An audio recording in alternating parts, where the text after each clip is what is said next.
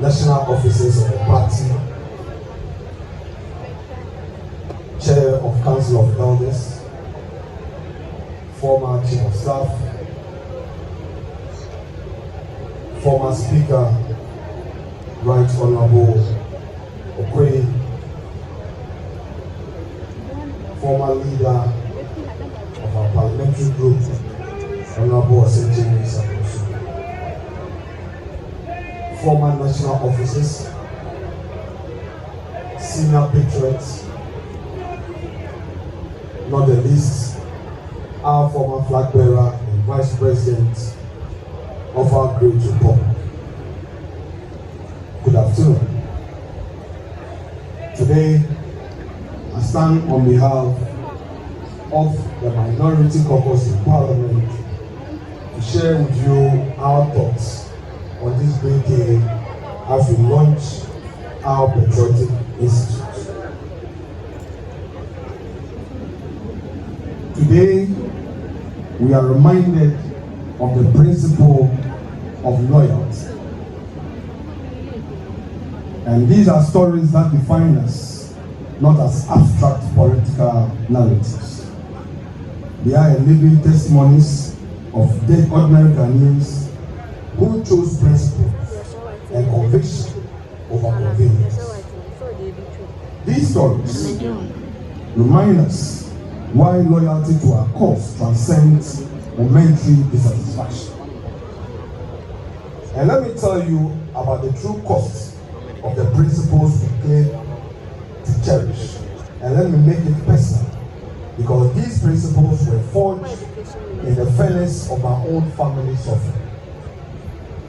First was my mother, a dedicated people teacher. She lost her livelihood because she refused to bend the knee to the 31st December Women's Movement, and as a result, she was redeployed, a weapon that they used, and she stood firm because her husband was part of this great tradition. She would have joined the 31st December Women's Movement and saved her career, but she chose loyalty to her convictions over the security of her salary.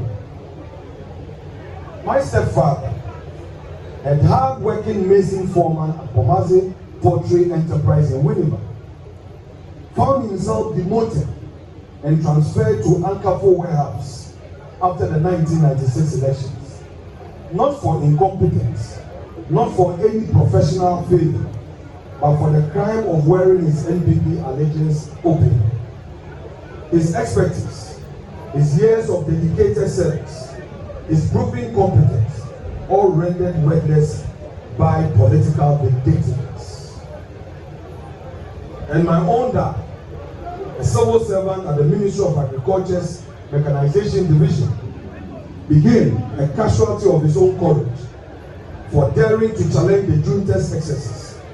He was not merely dismissed, he was forced into exile in Côte d'Ivoire when an opportunity arose for him to serve at the UN in Geneva. The very ministry that has cast him out refused to release his clearance letter.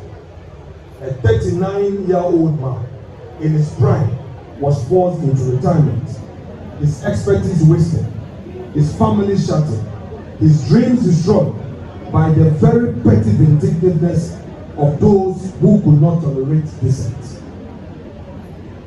But let me tell you what this meant for a young boy trying to make sense of the world where principle came at such a crashing cost.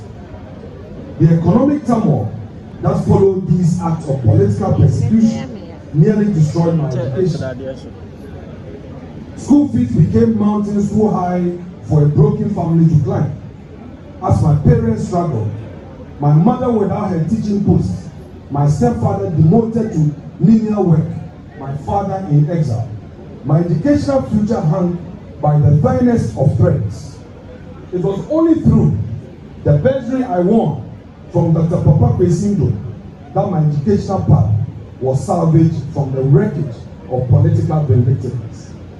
But how many brilliant young minds were we able to save How many dreams did we allow to die in the darkness of political persecution? How many children of NPP families saw their future sacrificed on the altar of their parents' principles? This is what loyalty came at a cost to my family. This is what standing for the NPP meant in practical terms. Not just political rhetoric, but empty plates, unpaid school fees, scattered families, and dreams deferred. Yet my parents never wavered. They understood something that perhaps we have forgotten, that our individual grievances pay in comparison to the collective good we serve.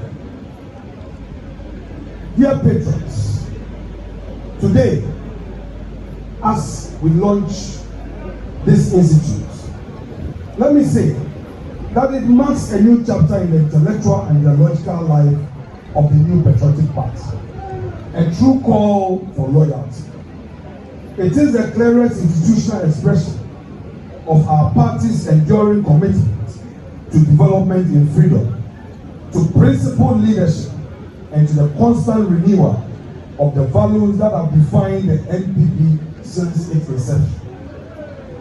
Over the past 3 decades, the NPP has stood as a beacon of democratic resilience, bold economic reform, and forward-looking governance.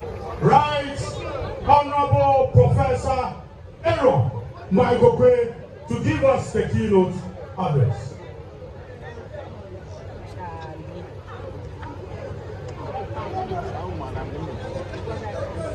It's okay. Our former Vice President, Dr. Mohammed Bawumia, Chief of Staff, Honorable Freeman Osei Kopare, and also former Chief of Staff, our beloved Kojo Jeni, Honorable Hackman Oso Ejima, all distinguished ladies and gentlemen present, I greet you all. I can assure you. And they went about telling us delegates. I was a delegate, as Secretary of Greater Accra. I was the first Secretary of Greater Accra in the party. Those were honorable men, honorable men. One of them is sitting there with honor as our former president.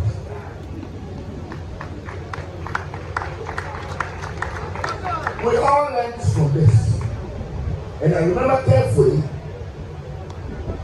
when President Kufuor was about to leave office in dignity and honor, and we had our Congress in 2007 in Lagos, we followed that style.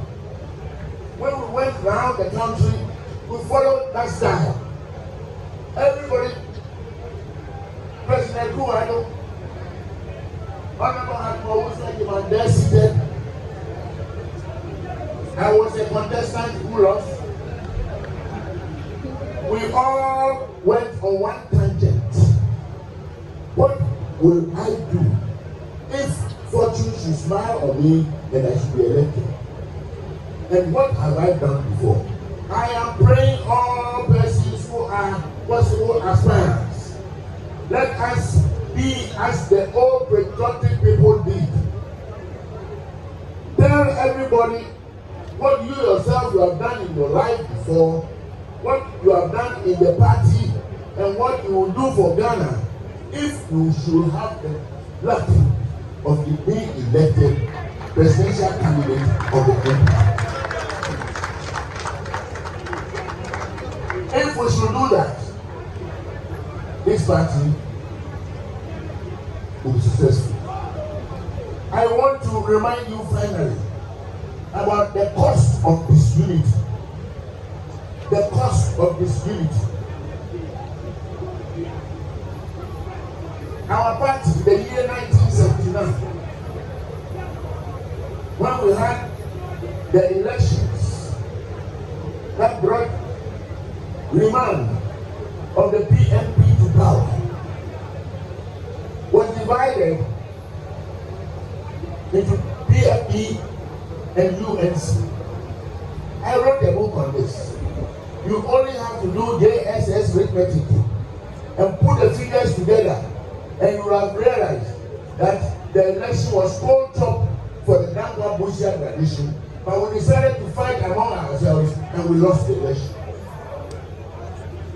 Anyone who pursues the pathway of division is not working in the interest of the party, and he must be excused.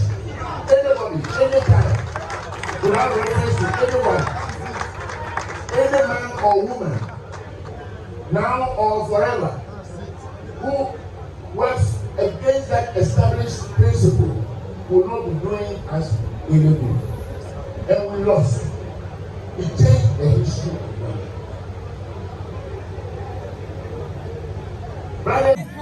Kufuor, we are so honored to have you here. This is a precious moment for the New Patriotic Party.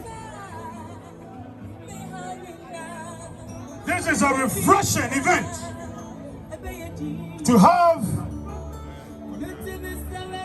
a stalwart in the shape and nature